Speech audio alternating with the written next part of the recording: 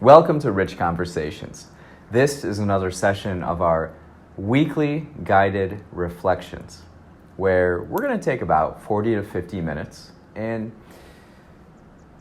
just breathe and just ask simple questions to ourselves that will get us to think more about our life so that we can better understand ourselves, what we're thinking, what's on our mind, so that we can proceed forward and take right actions. Like usual, we'll start with just some breathing. Should be easy, right? All we're doing for the next 5 minutes, just close our eyes and just breathe in and out.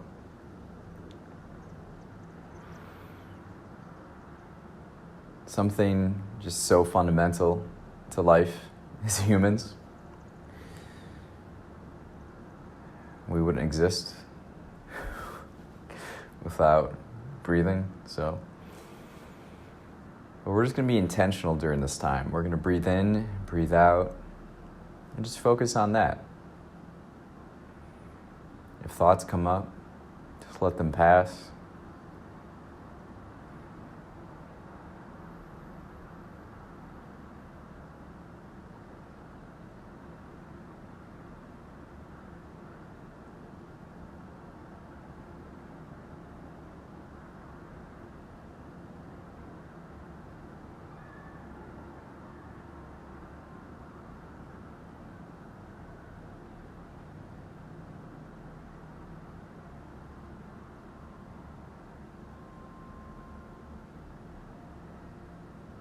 Just focus on the breath.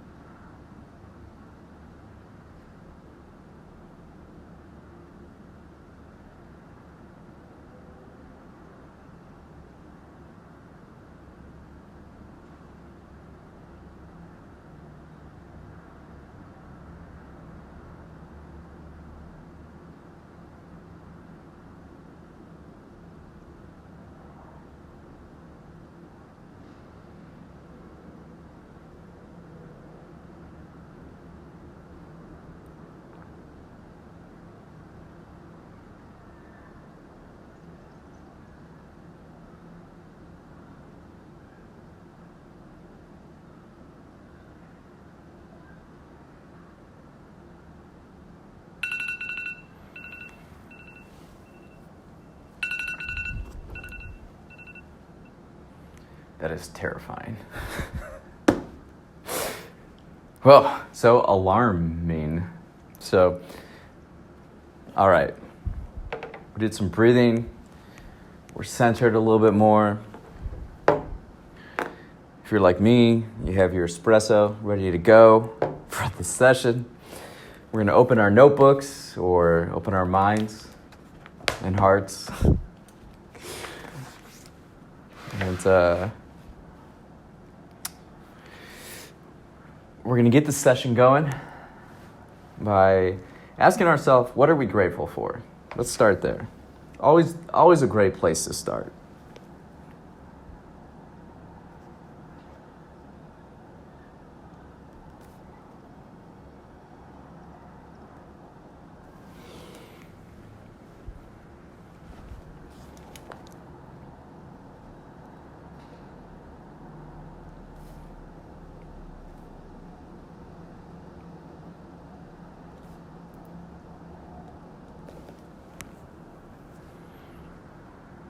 What are we grateful for?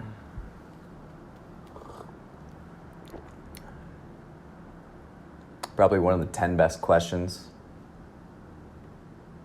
to ask yourself. It's an all-timer. Top 10 all-timer.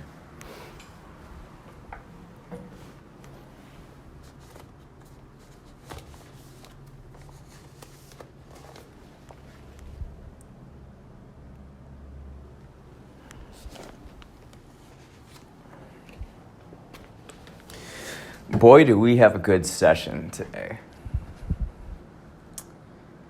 We'll give it a little bit more time with what we're grateful for, but I got to share something with you guys. And it's proof. It's proof what we're doing is effective.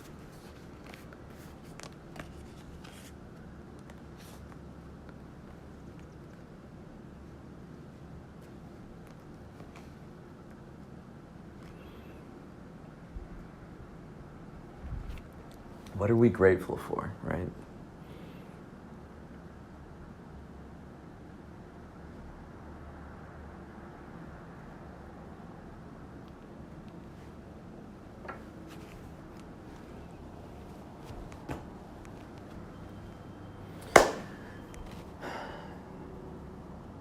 Okay, so I'm going through my closet right now. Literally and figuratively, but there's this one box titled Bills and Expenses. But within this box, I found a bunch of notes. A bunch of notes and stuff from 2013 to 2019. Personal notes, things like that. And I want to kind of dive into this today during this session to show how much progress you can make and what actually matters, really to emphasize what matters. Now, I'm going through all of these. So we have some Excel sheets of habits. We have notes. We have resumes. We have educational sessions and old workshop notes. So I would like to take the session and kind of talk about some of this stuff. I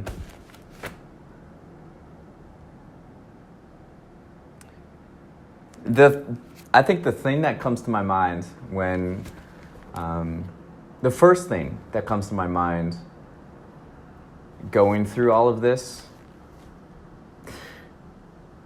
is that it just sort of reeks of lack of confidence or lack of knowing oneself. A lot of this feels like it's searching externally for answers. As someone who's always been self-motivated and always looking to improve and get better and do awesome things, this is a lot of external searching, which it wasn't fruitful. And all this stuff, 2013 through 2019,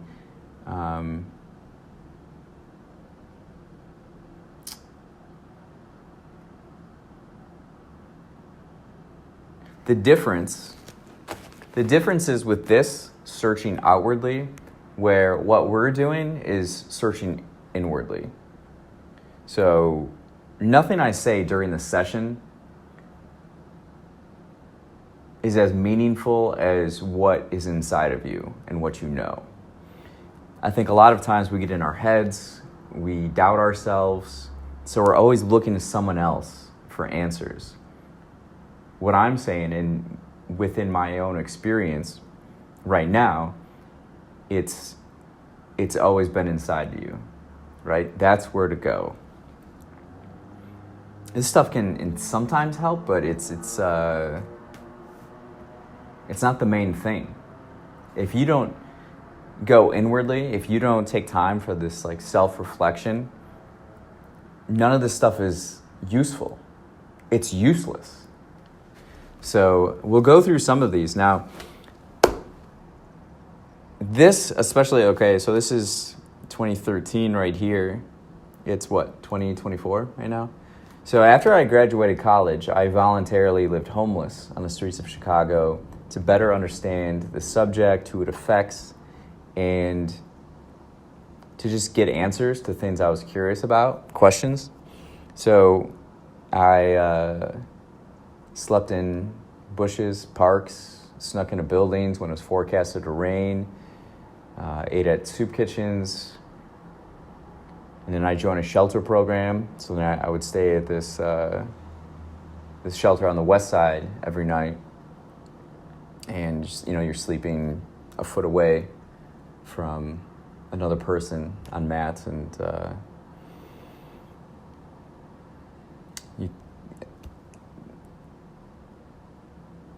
I learned a lot during that experience. But before I decided to do that, or before I did it, I decided I would do it. So that was on my mind my senior year of college. And so I knew what I was going to do after college. I'm going to go live on the streets of Chicago, homeless, and I'm going to learn about the subject. During that last year of college, though, what I saw was alarming to me. I became aware of how fearful my peers were about their futures. Their minds were very limited in the things that they could do. It was either like, go get an entry-level job or go get more schooling. There's this really strong fear of the world. And it wasn't just at where I went to school, it was just peers, generationally, and it was very concerning to me. So the whole big picture was helping to solve these generational problems of this lack of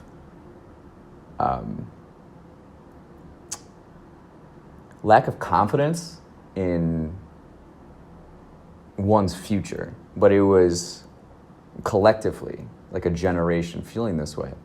And so in 2012, I started a nonprofit called Project Primetime. And what we were looking to do was inspire, inform, and connect young Americans so that we could overcome our socioeconomic challenges. And I mean, there were so many statistics saying that our generation, millennials, has a really uphill battle with our future.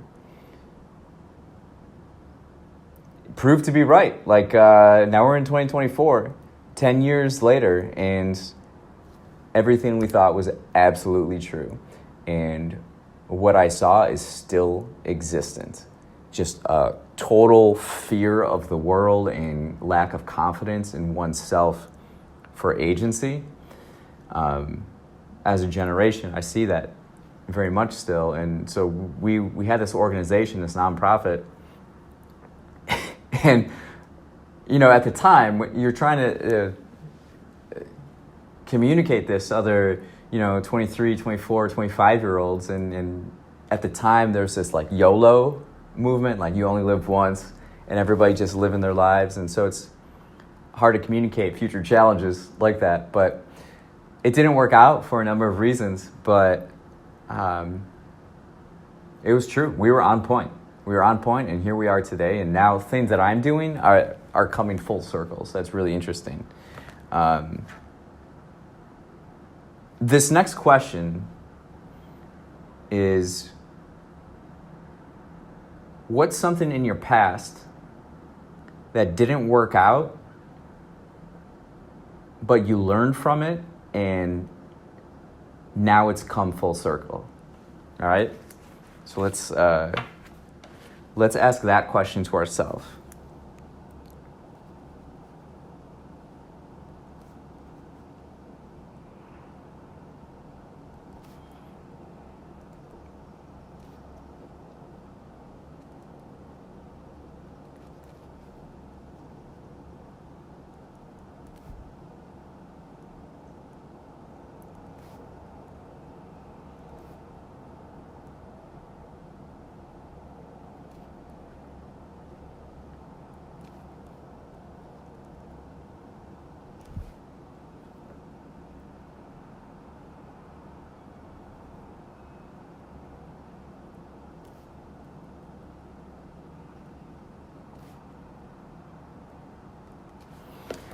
Yeah. So a lot of this stuff is me trying to figure out how to run a nonprofit organization, kind of navigating my 20s and who I am and things like that.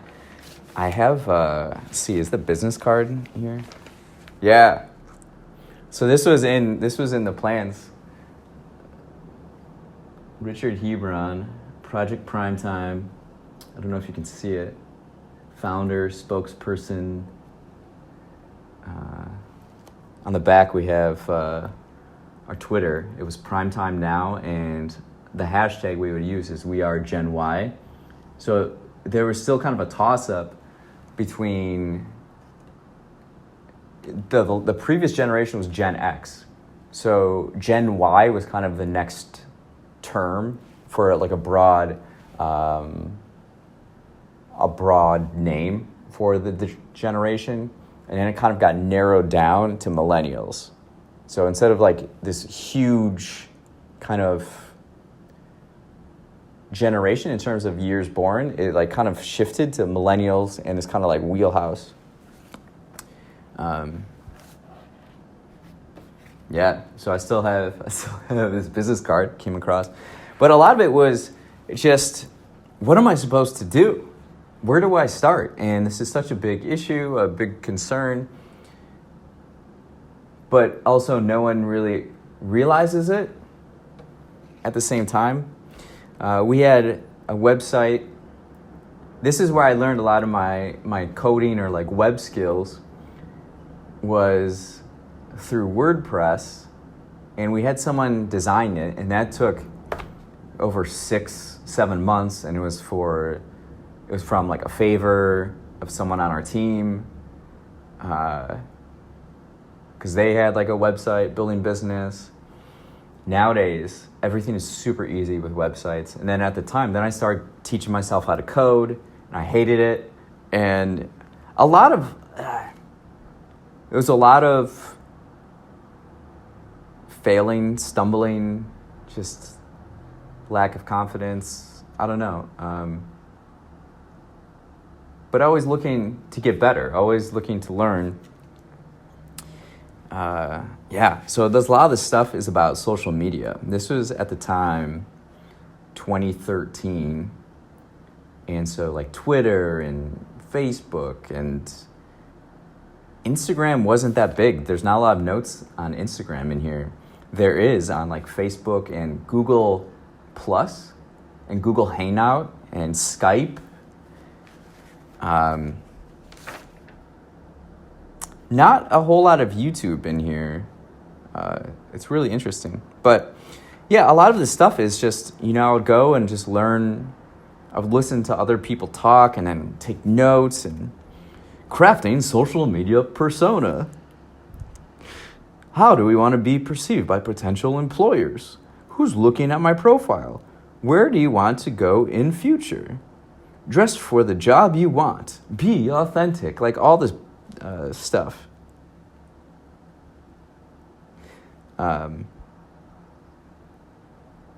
It's a lot of trying to figure out what you want to do with your life. And that's, again, what brings us back to these weekly guided reflections. Take the time out of your day to think about your life. Think about yourself to better understand yourself so that you have more confidence in your abilities and who you are.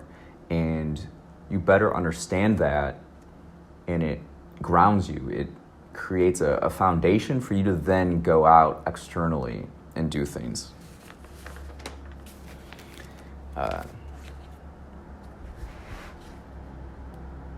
So let's ask this question of ourselves. What is something foundational you know about yourself?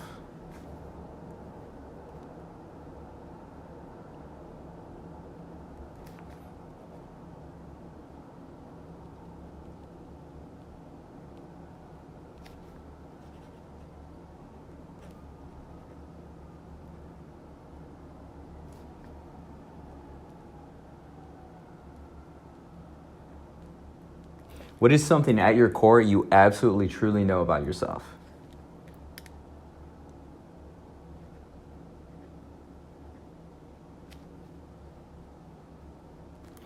Yeah, Project Primetime. That was a very interesting time in my life. We had a really cool team of individuals, talented people.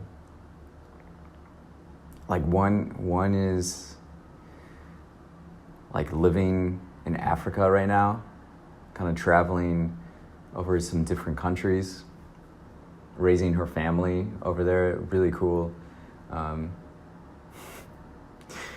We have someone who works for the ambassador of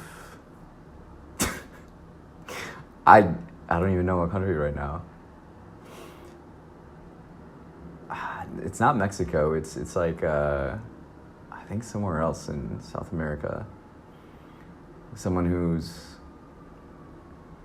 helped start a company, sold it, retired.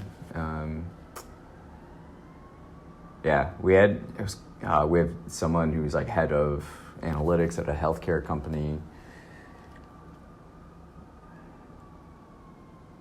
We just, it didn't work out for a number of reasons. And I think part of it too, to me, the biggest thing is leadership. Like at the time, I was still finding my way, not only in my 20s and as a person, but also as a leader.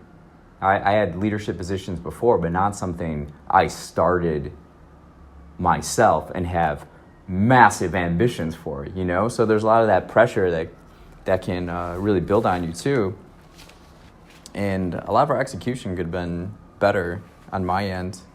But it's cool. We had cool articles, just something different. It was something different. It wasn't political, but it was political in the sense of inspiration and empowerment. It was really about individual empowerment to live the lives we dream and collectively create a future that we want to see. And so a lot of things have come full circle, including with this. And I remember podcasting was it was around. It wasn't popular like it is now. And for years, it was like every day in my notebook or agenda, it was like, start podcast, start podcast, start podcast, start podcast. Reach out to people. It was so much of this is just vagueness. Stuff that's not broken down or deconstructed in a executable way, and also not determined what that execution looks like. So here's something.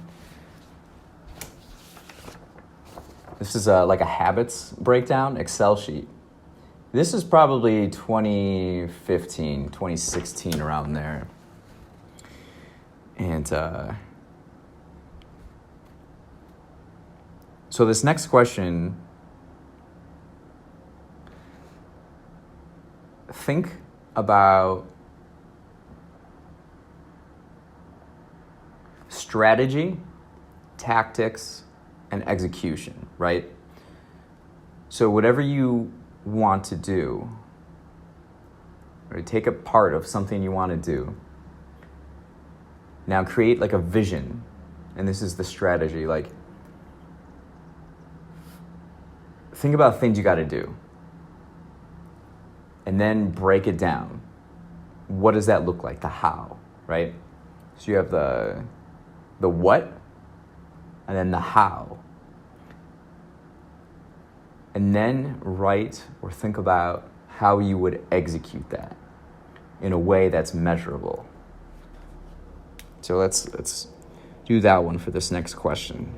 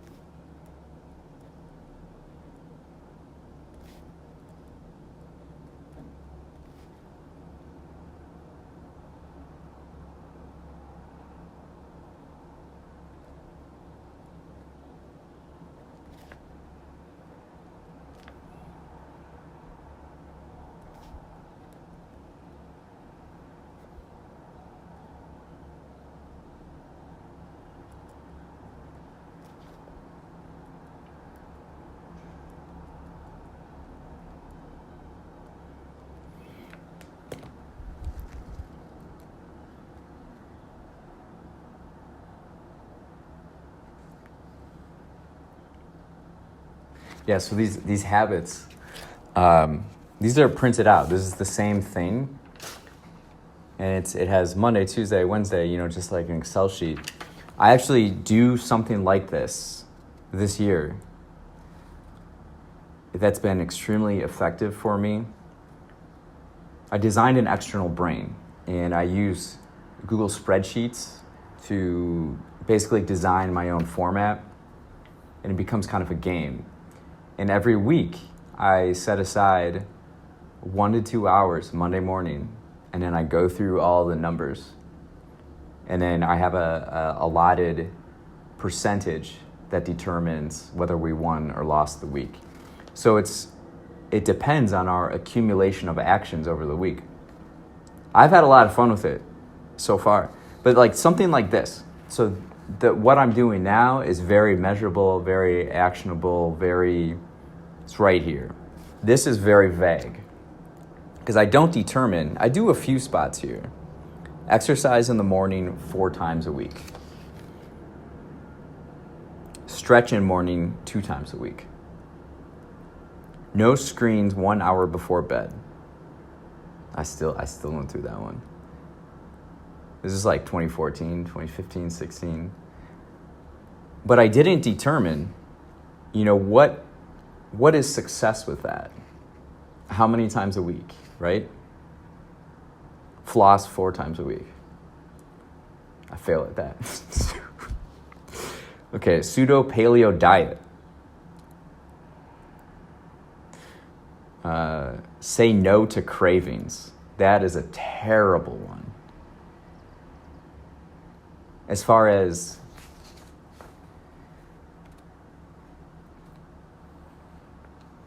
it's using willpower. It's like say no to cravings. Did I say no to cravings Monday, Tuesday, Wednesday, blah, blah, blah, blah? What I do now is basically nutrition. I stick to a nutrition kind of framework, and I mark off if I follow that framework 5 out of 7 days of the week. So like say no to cravings. You don't want to put yourself in a position where you're relying on willpower. That's why a lot of this stuff didn't work. Because one, it's external rather than internal.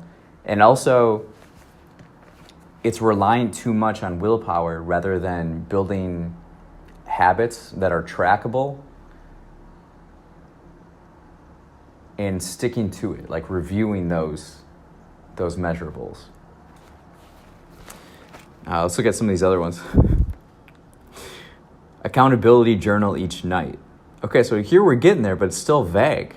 There's so much vagueness. Reduce alcohol consumption. Well, what is appropriate alcohol consumption? We didn't determine that. Now, I'm working at a bar during this time. I'm an Uber driver, and I'm working bars as well. So I was probably a door guy at this time when I made this. It was probably before I was bartending.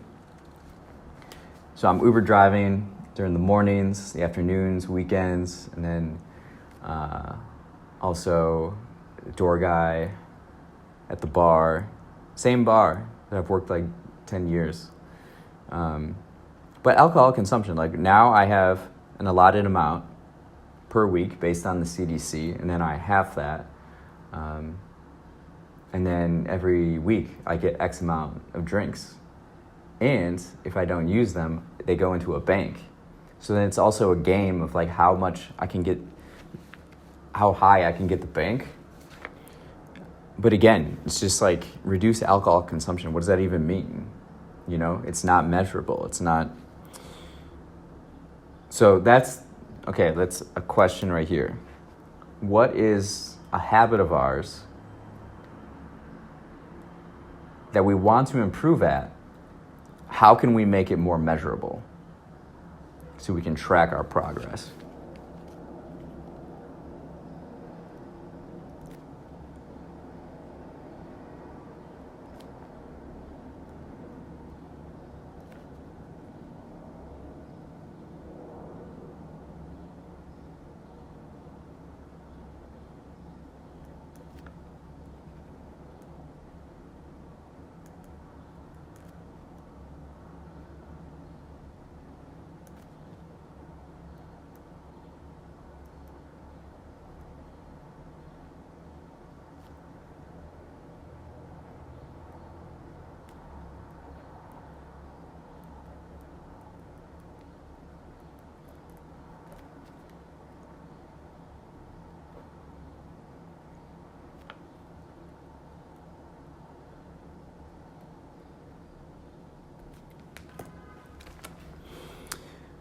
Okay, keep track of foods I eat. I don't really think this is, I know some people, especially if they're looking to lose weight, they'll keep track of that stuff. I use that framework. It's very familiar to me. I eat kind of similar foods, and I kind of know that already. So it's all kind of built into one. Say no to cravings, pseudo paleo diet, keep track of the foods I eat. Like it's all actually under kind of one coffee purchase per day. Yeah, I stick to that. I don't really track that, but well, it is in my sheet of consumption. I have a consumption sheet, Google spreadsheet. I'm allotted 2 per day, but usually I go 3 espressos. So I don't track it. So if that's something where you don't want to improve, don't track it. Okay? If you don't want to lose weight, or if you don't want to create a healthy nutrition lifestyle, don't track it.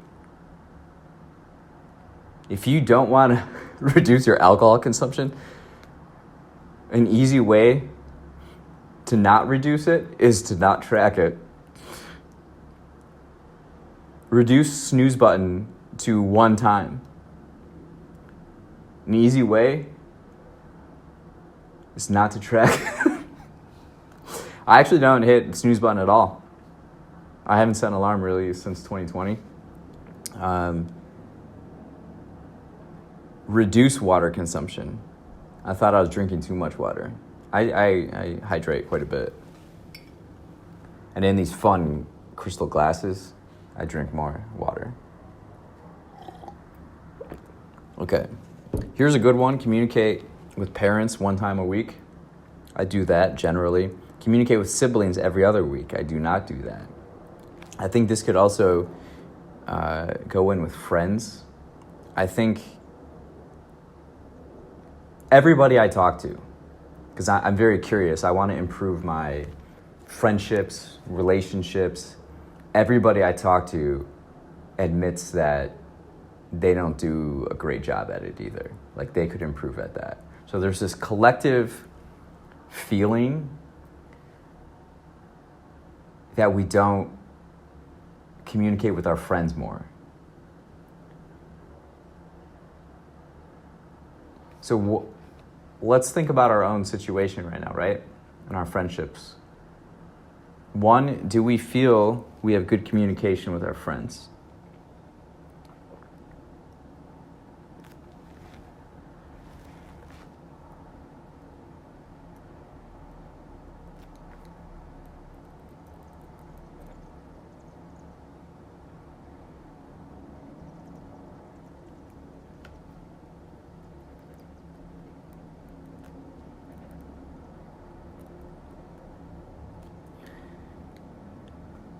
What can we do to improve, maintain, especially those relationships?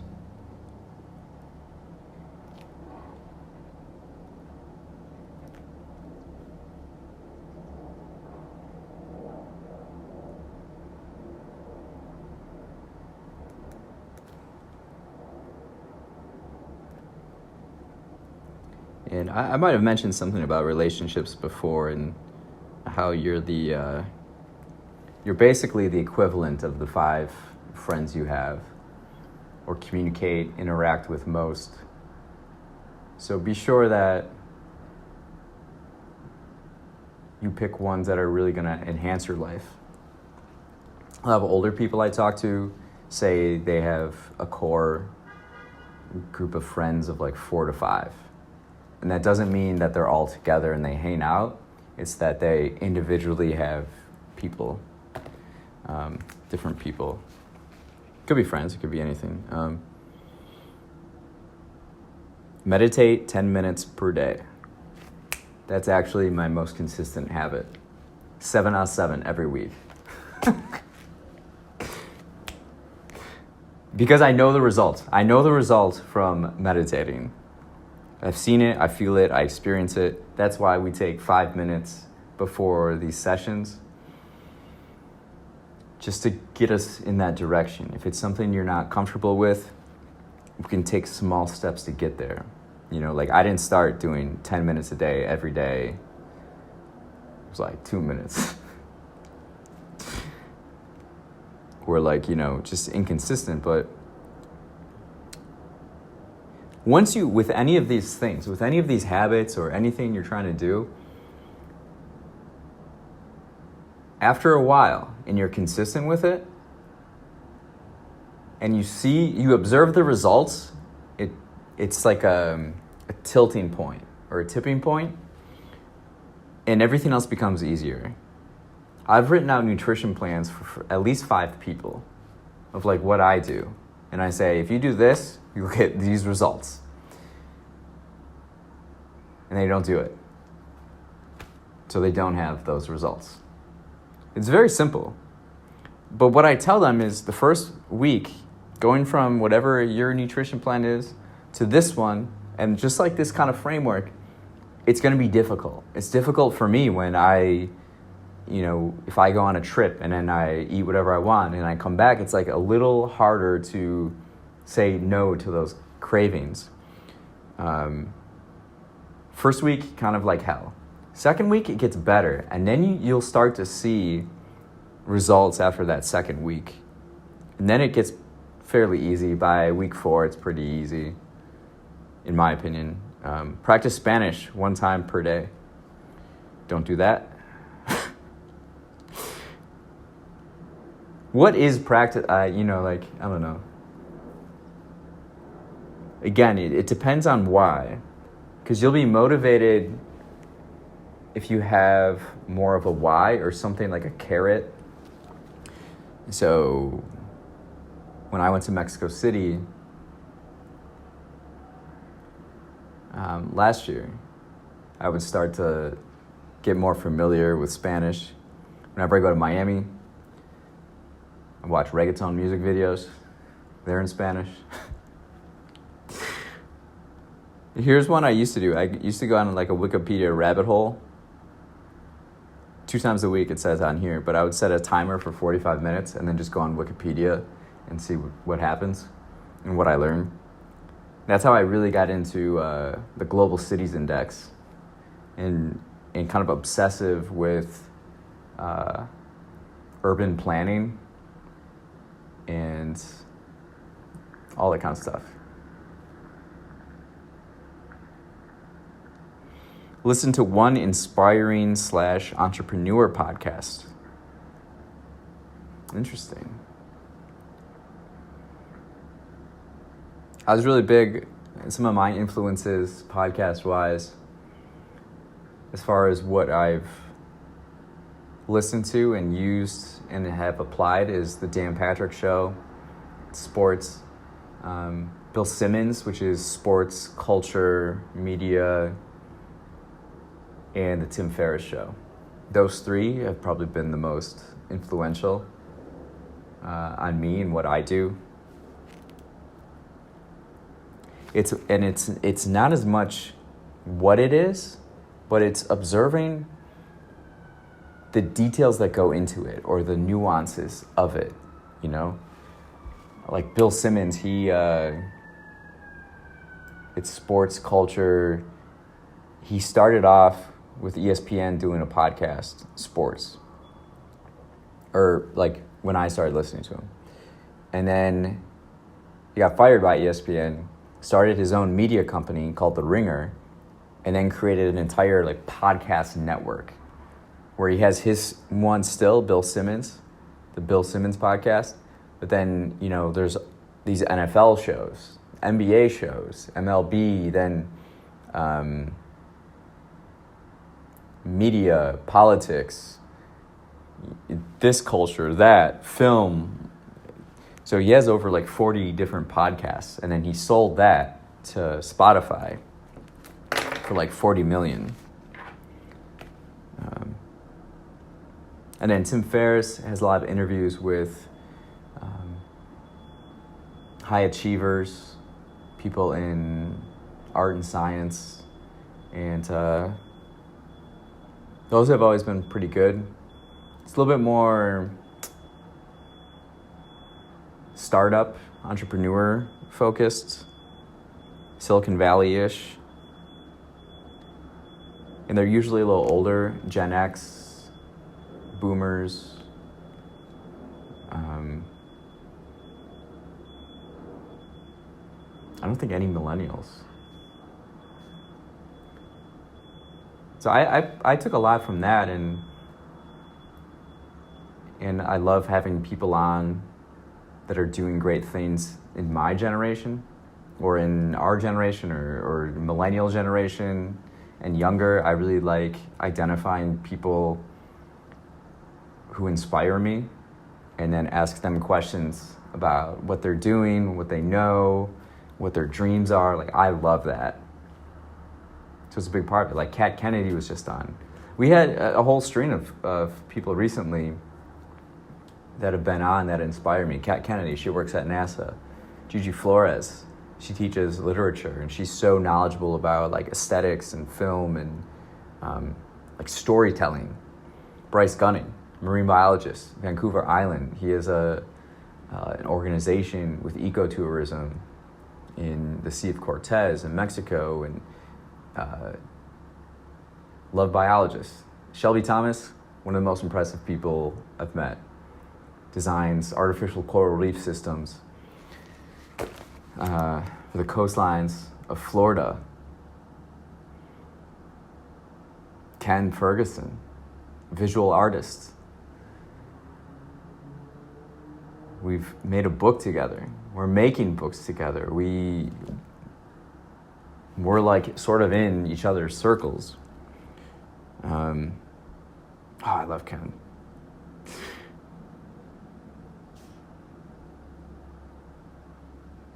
So what's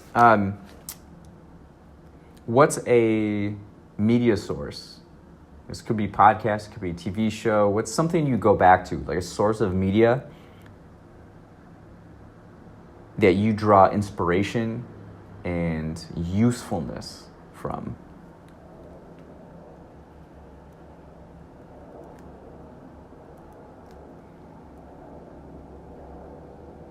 I'm about to go back to Wisconsin, help on the farm. That's when I listen to the Tim Ferriss show. Very rarely do I listen to podcasts now, daily or weekly. Depends what kind of content it is, but I go back to the farm and I'm in a tractor like 10 to 12 hours a day, going up and down a field. And that's when I get to do all my kind of like deep learning or like catch up on podcasts. I haven't listened to Tim Ferriss podcast, Tim Ferriss show in a year. And now I get to go and just listen to so many episodes. I'm really energized for that.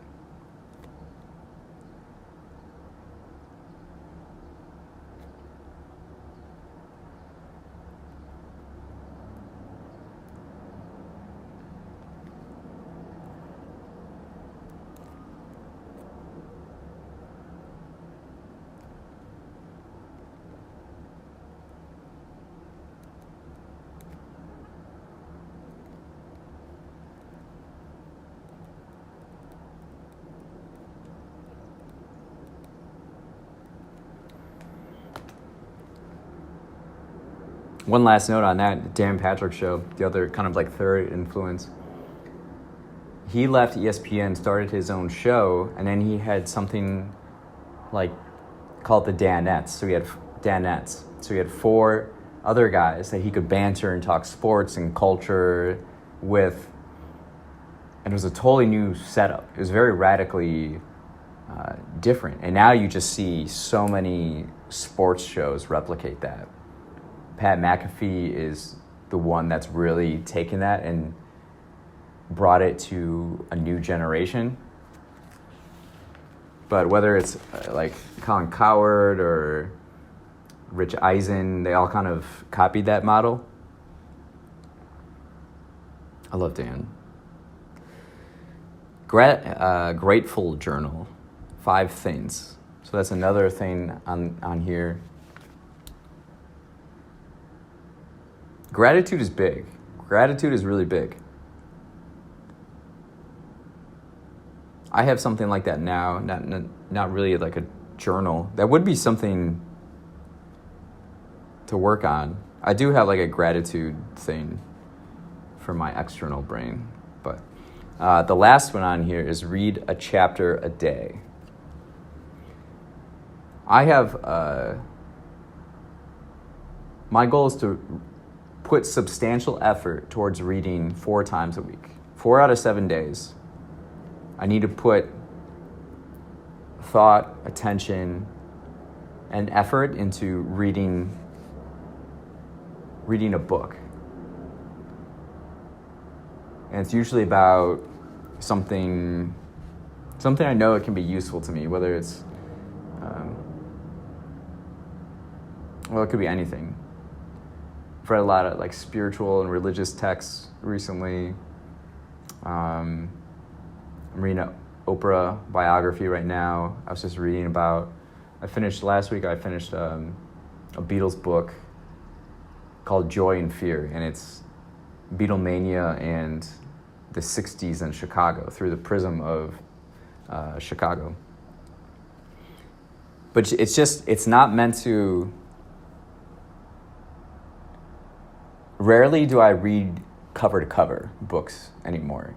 I kind of read because I know in my intuition I'm supposed to read this book. I'm going to gain something from it. And then once I kind of gain something from it, and it's that puzzle piece to this grand puzzle I'm working on, once I acquire that, I don't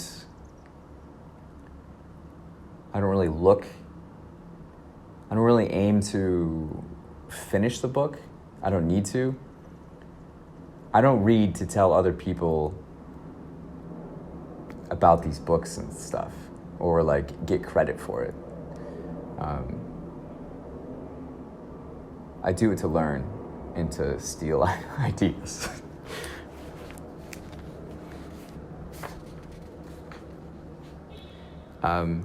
Here's one kind of on that note with reading. Here it says, learn a new word every day. I couldn't care less about that now. As someone who writes books, I just don't really care.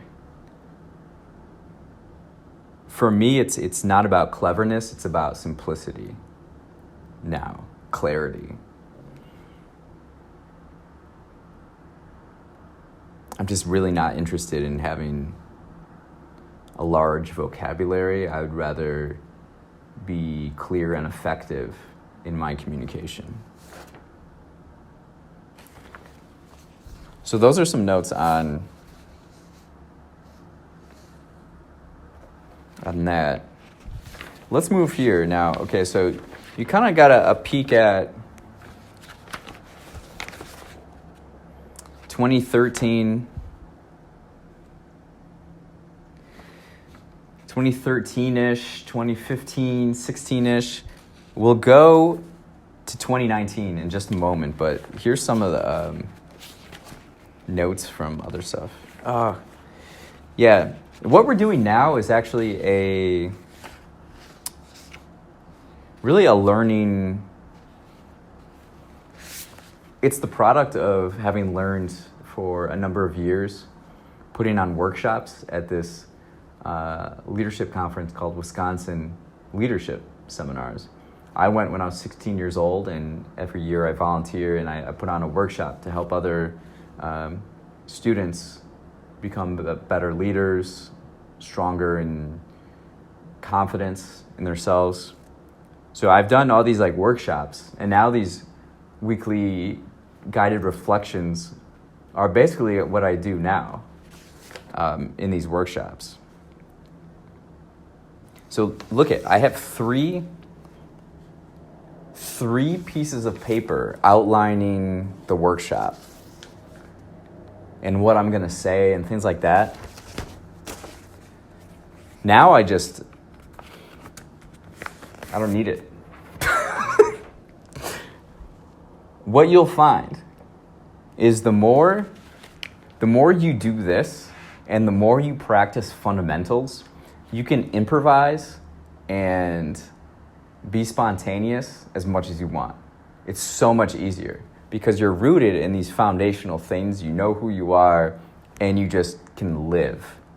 What I find is that people who are insecure or people who don't know themselves, they study kind of a script of an identity of some sort, so that when they go about their day in the world, when something comes up, they refer back to that script. Okay, this is what I say. Oh, this is how I'm supposed to act. If you're confident and you know who you are and you understand kind of the grayness of the world, you just be, you know? You just are a human. You don't have to play. There's not a mask. There's not a kind of a facade at all. You just do your thing, you know? Identities and these masks are very limiting, very limited. It's boxing someone into this piece of paper worth of, you know, this is who I am and this is how I'm supposed to be, and, you know, you are a unique individual. You are you That's why we go deeper right here, so you can better understand who you are, so you can be. The world needs you to be you. And if you aren't able to put the time and effort and develop who you are, the world will not be able to experience your gifts. You won't be able to give your gifts to the world. So keep that in mind. Okay. We'll put some of these away, or I don't know.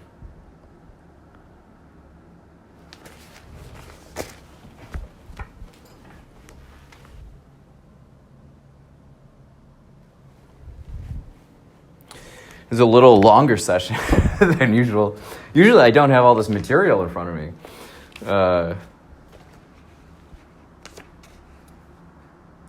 A lot of these things are so vague in my answers.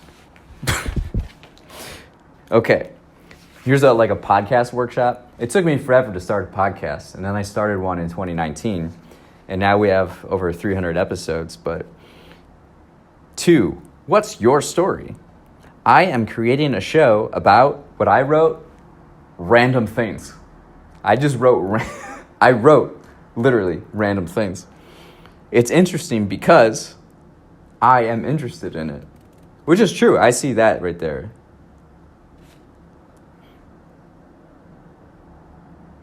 I don't want to be boxed in.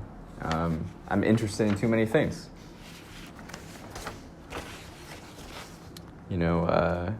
Testing. Whatever you're working on, you just got to test. Test, observe the results, go back out. Don't overthink.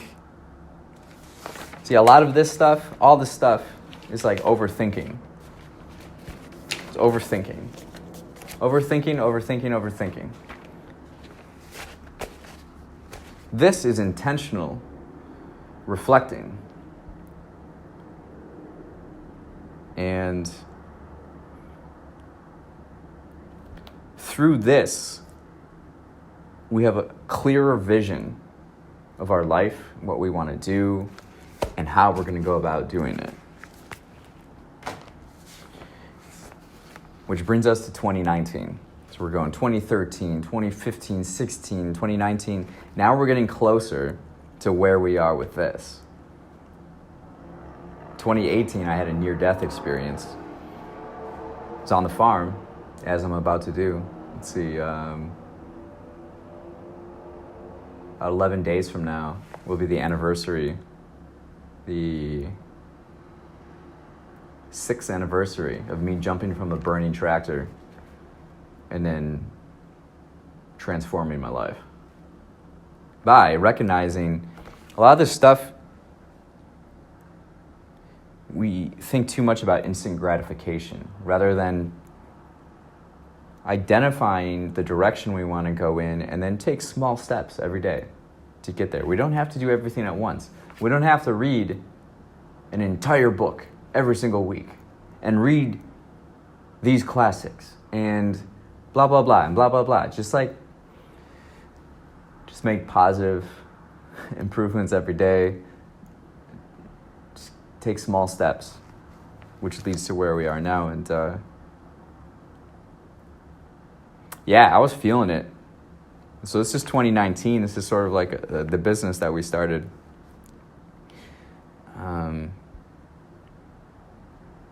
Children's book, poetry book, podcast, speaking, primary colors book, country book, reading, blog, website, newsletter, photography, book club, learning activities. There's, we're like putting pedal to the metal now because we're understanding these things.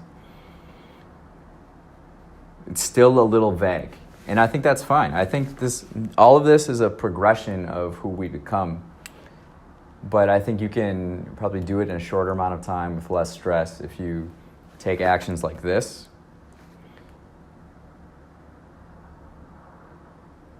Just reflecting on life, asking yourself simple and often difficult questions, and then taking actions on those. Yeah, I was working on like 3 books at a time in 2019.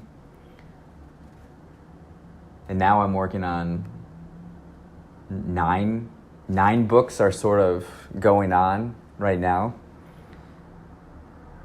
But I'm balancing them in different ways. And they're all different writing styles. And with some I have help with. So it's just like those levels, we're just getting better and better. So it's fun. It's fun to kind of go through some of this stuff.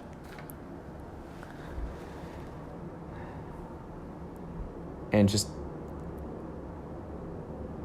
notice the progress that we've made. I think that's really important. So this last question that we'll finish this session with is,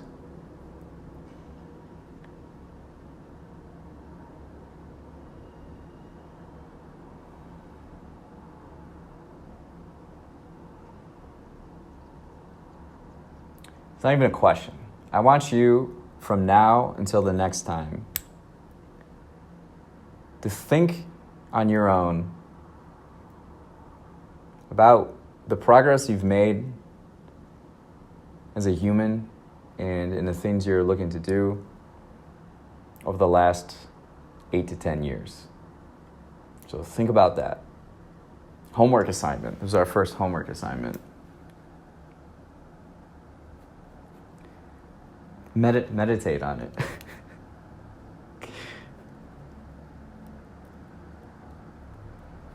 Yeah, Project Primetime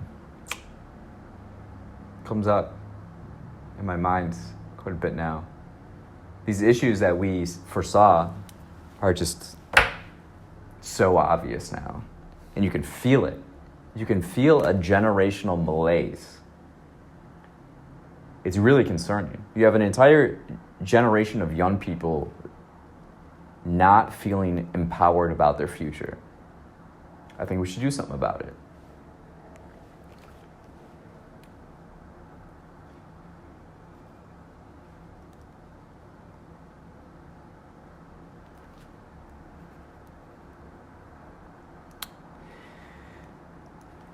And on that note, thank you for being here. It's amazing that you're doing this. Small steps, right actions will lead you to bigger results quicker than trying to do everything at once and focusing on instant gratification. Patience, gratitude, and let's reflect on our lives. Thank you again. This has been another weekly guided reflection session. Have a fantastic week.